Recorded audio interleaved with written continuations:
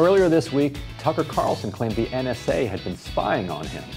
The NSA has since responded, calling the allegation untrue, saying in part, Tucker Carlson has never been an intelligence target and the NSA has never had plans to try to take his program off the air. We're joined now by Katie Halper, host of The Katie Halper Show, to discuss how the media covered this as well as the fallout. Welcome, Katie. Hi, thank you. Thanks for having me on. The interesting media angle about the NSA statement is that it was sort of reflexively, I think, accepted as a debunking of Tucker Carlson by all of these blue check media people who suddenly were like really trusting of the NSA. And that's incredible because if you're a good journalist, you read the statement and you're like, oh, it's interesting how they're deploying the term targeting. And it's interesting how they're actually dodging the accusations. It's pretty obvious that you can read between the lines. The way I parse that statement is them almost coming forward and saying, yes, we actually did capture some of Tucker Carlson's communications, but we were not targeting him. And also, as a general policy, we have no interest in kicking his show off of the air, which I'm sure is true. That is not the NSA's policy. Are there people in the NSA who hate his show? No doubt that there are. Yeah. What did you read into it, Katie? Is that how you read that statement too? And the way that they would capture it without targeting him, for people who don't put two and two together, is that if they were spying on a foreigner and Tucker Carlson communicated with that foreigner, then of course you catch both ends of it. Right. Yeah, I think that really is the story, right? Which is that the media, as you said, just kind of reflexively regurgitates what the NSA says. And we've seen that especially since Trump, even more than before, which is that the media just serves as a stenographer for the intelligence community. So I do think that, the fact that people are kind of pearl clutching and acting as if that it's like beyond the NSA to do something. And people, in case they don't know, there's, this thing called Stellar Wind, this program, right, which, of course, was under Obama. He continued it and would have, the FISA courts would basically just spy on people. So I don't know. I mean, what's interesting is that I don't know if Tucker Carlson has a whistleblower. I would think that he would want to, I guess, come with more receipts. But as you guys point out, they're saying that they don't target him is an interesting kind of self-own. It's like, oh, whoops, maybe we were spying on him, but don't worry, it wasn't for him. As you said, Brian, it's probably for some foreigner, which, again, I think is disturbing because, and I don't like to exactly, Tucker's not my guy.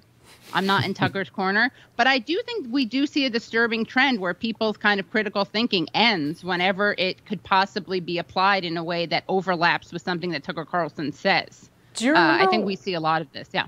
Do you remember when a White House, I think, intern was a little forceful in grabbing a microphone from Jim Acosta at a press conference 3 years ago during the Trump administration? And the media had this absolute fit of hysteria over the way an intern grabbed the microphone from Jim Acosta. And an element of the Tucker story here is that he's a journalist who part of his claim is that what the NSA has on him is part of a story that he was working on. So the way the NSA so-called denial reads to what we've just been talking about, the substance of it is very far from a denial. What does it say, Katie, about our media, about the legacy media, that they so reflexively rush to the side of the NSA as a debunker, even when the claim is that they're targeting a journalist?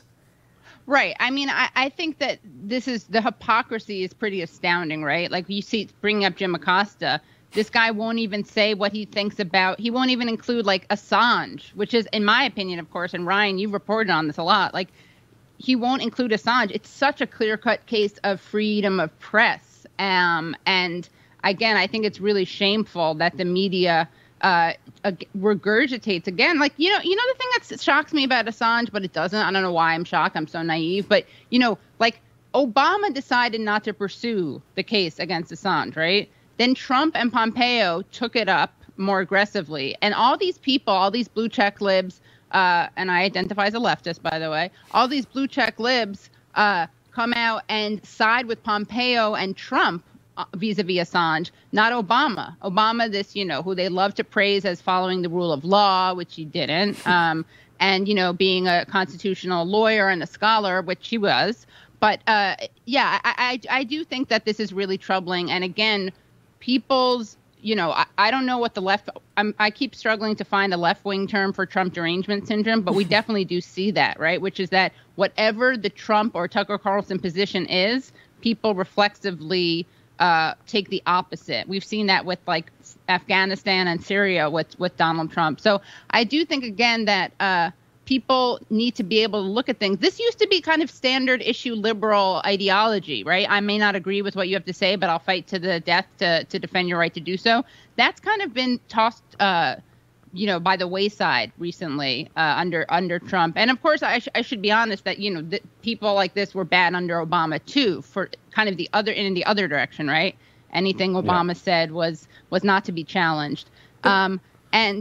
Sorry. Well, I was going to say there was an interesting case study in the Obama administration where the legacy media still rallied around James Rosen of Fox News for the most part. And it is kind of remarkable to see how that changed so quickly. That I agree completely, Katie. There was hypocrisy on the other side in the Obama era. But it is amazing how, like, when a journalist was targeted, even though he was from Fox News, you had all of these journalists rushing out to say, even though he's from Fox News, we think this is a dangerous precedent. And actually, at the Huffington Post, where I was at the time, we called for Holder to resign over that. Right.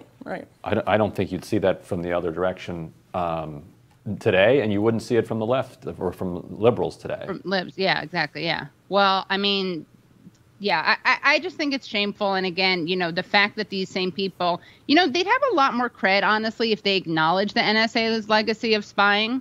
You know what I mean? Then it's a spying if they agency. Wanted, it's like, I know, you're right. It's a spying agency. And if they said anything about Assange, maybe they'd have some credibility, but they're just pure ideologues. It's really disgusting. And again, I don't understand how people are, don't they get that this could be applied to them also? That's what I wanted to ask you. Like, why? What explains it? Like, is it that they're stupid, or is it that they're so blinded by ideology, or is it that they're so blinded, I think, by this groupthink where you get conditioned, especially by Twitter, not to cross the line because anything across that line is anti-vaxxer conspiratorial nonsense and dangerous. Yeah. Well, what's interesting is that I do think that in some ways, I've thought about this before, in some ways it's a space, not irrational, but a space, next word, rational decision on their part. It's short-sighted, but they know in some ways that the people who target Assange probably won't go for them, but in large part because they don't do what Assange does, right? Which is like speak truth to power or actually publish things that are embarrassing. They know that. Like Ellen, what's the Nakamura. Washington Post report? What is it? Ellen Nakamura? Yeah. Is it from the Washington Post? Yeah. She, we know from Max Blumenthal's reporting and from El País' reporting and from Spanish court cases that there was spying done on Assange and on the people who went into the embassy. I don't know, Ryan, you should probably go back and check your cell phone, see if you got any I was in the embassy. That's true. Yeah. So maybe if like a Candy Crush game was played by someone from the Spanish company, Global UG, the Spanish company that was actually spying and like went through his diapers, Assange's kids' diapers, which we know because a Spaniard who was working for, that sounds so racist and weird, sorry, a guy who works for the Spanish company that was hired to spy on Assange, told Assange's partner, Stella Morris, not to bring the kids anymore because they were going through the kids' diapers. But the fact that that journalists who found out about this didn't do anything, they didn't join a case against the NSA. Stefania Morizzi did, and she did a FOIA to find out. But again, this groupthink, and again, I do struggle with this. I'm not sure if they're, like you said, Emily, if they're blinded by ideology, if they're stupid, if it's groupthink, or they really kind of get how the world works and know they won't be targeted precisely because they pose no threat, because they report in ways like this. Yeah. And if liberals didn't care already about Tucker Carlson, they certainly don't care what Matt Gaetz has to say about it. So Matt Gaetz has now weighed in, and it's going to just drive people even further away. But let's play Matt Gaetz's reaction to this. There is no denial that they were monitoring Tucker Carlson, even if he wasn't the target. We saw this exact playbook with Carter Page and Donald Trump, where in order to try to assess information from one person, the intelligence community will utilize authorities to go after someone else to try to ensnare their true target. And so, Mr. Chairman, I am inviting you to continue this bipartisanship. Join me in calling for an Inspector General investigation into any monitoring that the NSA or any other element of the intelligence community has engaged in relative to Tucker Carlson. because these denials, these couch denials, raise more questions than they provide answers. Yeah, go ahead, Katie. Yeah. Well, I mean, at the same time as I'm calling out the hypocrisy among liberal blue check libs and everything, and the White House, people who cover the White House, I would also say it would be nice if people on the right were consistent. I don't see them as calling out spying on people that they don't consider political allies, right? These same people were pretty bad. I mean, you do see a weird ideological shift where people on the right are becoming better on civil liberties but not consistently. I don't want to give them too much credit either. You know, what we see on both sides is a political opportunism, right? And we see this. We see this with Me Too as well, right? We see this where both sides are hypocritical. They #believe women when it's convenient for them. So in a similar way, I would just, I guess, urge people to be more consistent on both sides of the aisle. Well, that's also naive because it implies that they have some kind of principles. So scratch that. That's an alternate. Now I sound like a conspiracy theory, right? Like UFOs are much more believable than a principled political or media elite or political class or media class. But yeah, I do think that, like Democrats and liberals in the media, they should, instead of ceding civil liberties and these issues to the right, they should be fighting for them also. They should be staking out that territory. No, I feel like the point you just made is like so central to all of this. It's that if journalists can't at least admit that they have a generally they have their worldview, if they can't admit that, for the love of God, you should at least have a principle and an ideology in the free freaking press. If there's one thing that you should be good on, it's this one. And to the extent that the hypocrisy is sort of an inevitable condition of our politics. We're not going to get rid of opportunism and hypocrisy, but could we at least have a press that's consistent on the importance of a free press? I mean, that's incredible. Yeah. On the importance of a free press, on the importance of calling out spying, on the importance of believing that if you receive a package, you receive mail. I mean, that's what's so scary, right, about a lot of these decisions around Assange is that even if you receive something, you're guilty. Right? If you receive something that's classified, I mean, do people not understand what's happening there? So again, yeah, I think that, the Dems should not be ceding this ground. We see that they do. It could, of course, come back to bite them in the ass. And of course, can I say that word on TV? Yeah.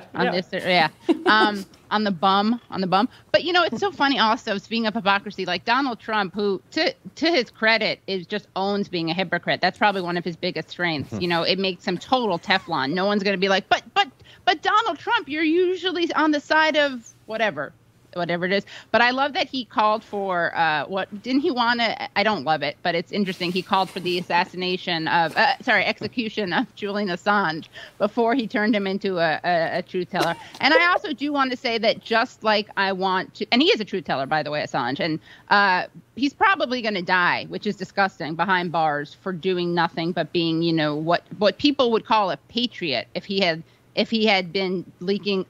If he had been publishing the stuff under, let's say, Donald Trump instead of Obama. But I do want to just say that just like I'm saying it's not beneath, it certainly isn't beneath a spying agency to spy. It's also not beneath Tucker Carlson to lie. I don't know if he is in this case, but he does have a major record of being dishonest. So I think we should be honest about all of those things. I feel like the NSA statement really didn't help their case that Tucker is lying. When I saw that, I was like, oh, okay, so you're saying you did. Right, because they could have said this is all completely patently untrue. Right. Yeah, we talked about it right away before the NSA came out, and we were like, well, we'll have to Yeah. Well, I'm curious if you, Ryan, have been attacked for this. No offense to you, Emily. I'm curious about that, too. I just don't think it's your political... It wouldn't be the lane, right? No. I don't think you would get it. Or the people who attack you already would hate you and attack you, right? But, Ryan, have you got caught flack for that? For this? I have mostly stopped reading my mentions, so... Oh, good. R.I.P. my maybe. Yeah. Maybe not. Yeah. So your trolling of Ryan is just going into the ether. Into the wind. Yeah. Have fun with it, though. We'll have more Rising for you later today. Thanks, Katie, for joining us.